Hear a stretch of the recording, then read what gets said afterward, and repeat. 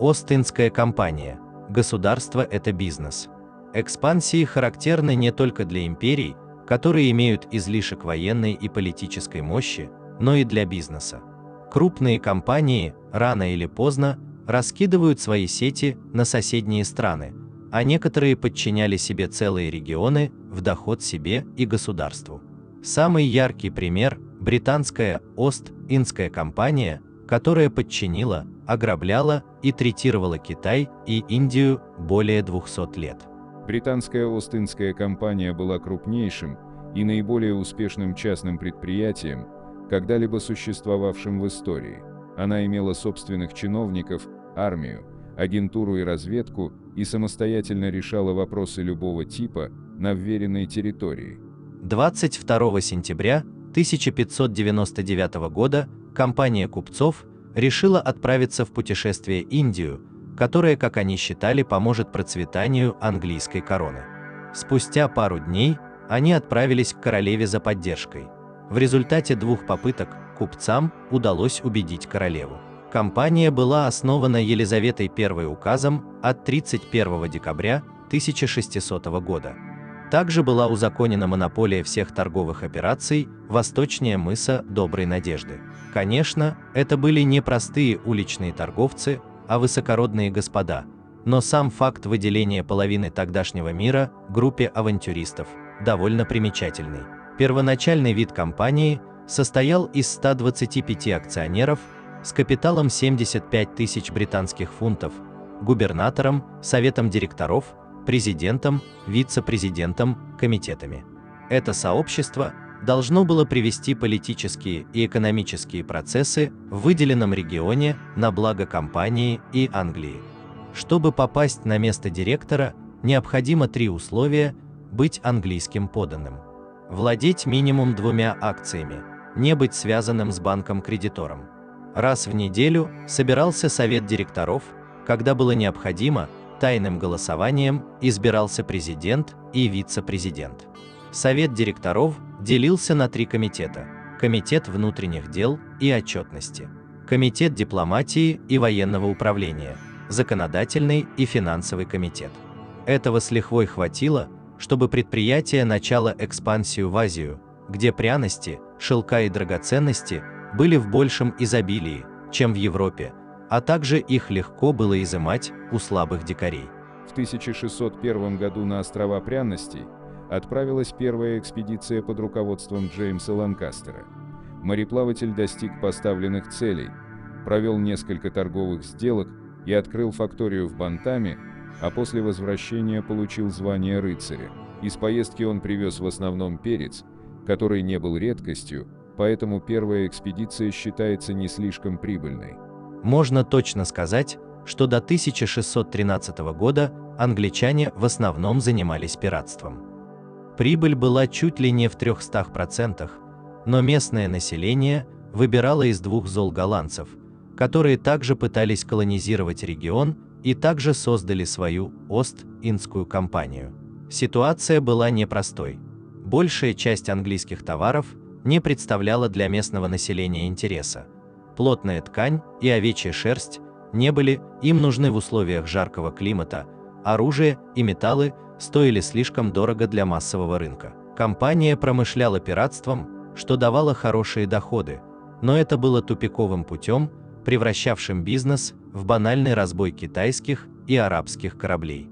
Заручившись поддержкой властей, компания стала активно торговать хлопком, селитрой, перцем, индиго и шелком. Англичане привозили в регион зеркала, ножи, атлас, картины и гобелены. Но срочно искала какие-то товары, имевшие бы более высокий спрос. И, наконец, нашла. Чай быстро покорил Европу, а вот обменивать на него проще всего оказалось опиум, табак и порох. Поэтому массовая наркомания населения, войны раджей и восстания крестьян стали идеальными условиями для бизнеса компании. Британская Ост-Индская компания, как и ее голландский аналог, была фактически государством в государстве. Имея собственную армию и активно влияя на развитие Британской империи, она стала одним из важнейших факторов блестящего финансового положения государства. Кампания позволила англичанам создать колониальную империю, в которую вошла жемчужина британской короны Индия. Богатеющая фирма привлекла внимание местных пиратов, правителей и самозванцев, которые мечтали поживиться ее активами. Чтобы защитить свои интересы, компания организовала собственную частную армию в Индии со штаб-квартирами в Бенгалии, Мадрасе и Бомбее. Она также нанимала на долгосрочной основе полки регулярной британской армии. С середины XVIII века, начиная с победы британцев в битве при Плесси в 1757 году, эти силы позволили компании захватить территорию государства Великих Моголов, а также подчинить ряд индийских княжеств. Компания управляла этими территориями, взимая налоги и пошлины для дальнейшего обогащения своих акционеров и поддержания своих вооруженных сил. Чаще всего британские войска легко побеждали огромные армии туземцев, но в редкие случаи поражений они быстро восстанавливали влияние, используя постоянные междоусобицы в Индии и Китае. Британская Ост-Индская компания не была единственной в своем роде. Схожие организации были в Голландии и Франции. Однако именно английский опыт оказался самым успешным. Французская компания полностью зависела от государства, экспансия голландской остановилась в середине 17 века, а в дальнейшем она уступила индийский рынок британским конкурентам. Следующий век открыл перед европейцами новый способ быстрого обогащения – опиум. Опийный мак, из которого получали наркотик, выращивали в Индии. Готовое же зелье продавали в соседнем Китае. Расширение торговли привело к двум опиумным войнам. Цинский Китай каждый раз проигрывал, шел на экономические уступки, устанавливал льготные таможенные тарифы и выплачивал гигантские контрибуции. В то же время империя Великих Моголов распадалась. Индия превращалась в арену междоусобных войн бесчисленных княжеств, чем умело пользовалась английская Ост-Индская компания, лавируя в этом хаосе и чувствуя себя в нем, как рыба в воде. Союзы с одними, с другими, марионеточные князьки – все по известной схеме. Вдобавок непрестанная борьба с конкурентами в лице похожих на нее голландской Ост-Индской компании, французской Ост-Индской компании и колоссальные доходы.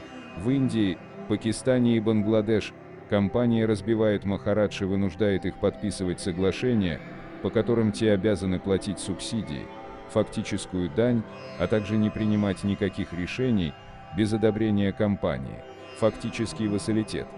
В войнах с империей сикхов и государством моголов Англия опиралась на мусульманское меньшинство, которое радостно воевало с пришельцами против индийских неверных, которые притесняли мусульман. Вообще компания стремилась взять в союзники высшие классы – брахманов, раджпутов и кшатриев и тотально эксплуатировать низшие. Налоги для земледельцев выросли, а вместо продовольствия те были вынуждены выращивать опиумный мак, что вызвало несколько волн голода. Употребление опиума в Азии имеет давние традиции, но такого размаха и масштаба они еще не знали. Вызван был этот бум, в том числе, объективно-экономическими причинами. В Англии все больше и больше становился популярен чай, который тогда закупали в Китае, с его богатой и древней культурой выращивания, чаепития. Экономическая политика Китая была ориентирована на то, чтобы больше продавать и меньше покупать. Так что за чай, шелк и другие товары компании приходилось расплачиваться серебром. Естественно, у коммерсантов возник вопрос, а нельзя ли как-то усовершенствовать эту схему и что можно предложить китайцам? Только опиум имел такой бешеный спрос в Китае, что его выкупали в любом количестве. Здесь сыграли роль национальные различия. Скатанный в смоляной шарик опиум англичане курили в трубках, что создавало огромную дозу. Китайцы, не умевшие готовить опиум так, моментально становились зависимыми от такой опасной вещи и несли торговцам любые деньги. В самой Бенгалии принудительное выращивание исключительно опиумного мака привело к падению местного сельского хозяйства, обнищанию крестьянства и нескольким известным описанным эпидемиям голода. Начиная с чиновного сословия правительственных учреждений, вплоть до хозяев мастерских и лавок, актеров и слуг, а также женщин, буддийских монахов и даосских проповедников все средь бела дня курят опиум, приобретают трубки и все принадлежности для курения опиума, докладывали императору чиновники. Причиной войн стало банальное. Англия расширяла рынок и требовала открыть свободную продажу опиума. Китай видел масштаб катастрофы и, напротив, запретил все виды такого промысла. Конфликт назрел.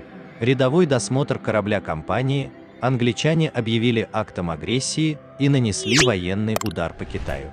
Слабая китайская армия была разгромлена. Император Дауган открыл порты, разрешил свободную торговлю, а когда ситуация только ухудшилась, а города превратились в настоящие притоны, то вновь попытался запретить страшное зелье, чем получил Вторую опиумную войну. Коалиция Англии, Франции, Германии при поддержке России напали на Китай и снова быстро разбили его архаичные армии. Каждая страна получила свой кусок, один из самых больших из которых взяла Россия, застолбив себе северные части Китая. Это момент истории, в Китае помнят до сих пор и считают открытым сговором и актом насилия на уровне государств. Тем временем Ост-Индская компания все больше оттеснялась самой английской властью от дел. Колоссальные средства региона стали нужны самой короне, которая обходилась бы без посредников, а такой мощный игрок в регионе уже давно вышел из-под контроля. Ведь именно войска компании заключили под стражу Наполеона, они же стали провокаторами войны США и Англии. А в самом парламенте прочно засели лоббисты ее интересов, получавшие астрономические доходы. Мощная волна регулирования последовала после Хартии 1813 года. Отныне любая новая территория, захваченная Ост-Индской компанией, будет находиться под прямым суверенитетом британского парламента. Кроме того, торговая монополия компании в Индии прекращалась. После глобального экономического краха 1825 года корпорация столкнулась с финансовыми трудностями и потребовала помощи от британского правительства. Кредит был предоставлен, но на условиях еще более сковывавших бизнес. Хартия 1833 года окончательно затянула петлю на шее. Она сняла все ограничения, установленные на иммиграцию в Индию, бизнеса и частных лиц. Монополии компании на торговлю с Китаем также пришел конец. Доходы резко упали, а доли рынка захватывали новые игроки. В 1857 году удар был нанесен по армии корпорации, структуры были потрясены мятежом сипаев, или по-иному, Первая индийская война за независимость, который начался с того, что индийские солдаты, сипаи, в армии компании восстали против своих офицеров. Беспорядки быстро распространились и затронули ряд областей. К мятежу стали присоединяться все больше индийцев всех классов. После подавления мятежа в Британии сложилось мнение, что такую важную колонию, как Индия, больше нельзя оставлять в руках частной компании, которая неумело управляет доходами и допустила бунт вооруженных дикарей. 1 июня 1874 года парламент официально распустил Ост-Индскую компанию, а Индию провозгласил протекторатом британской короны. Век государственных корпораций завершился. Если вам понравилось видео, ставьте лайк и подписывайтесь на канал.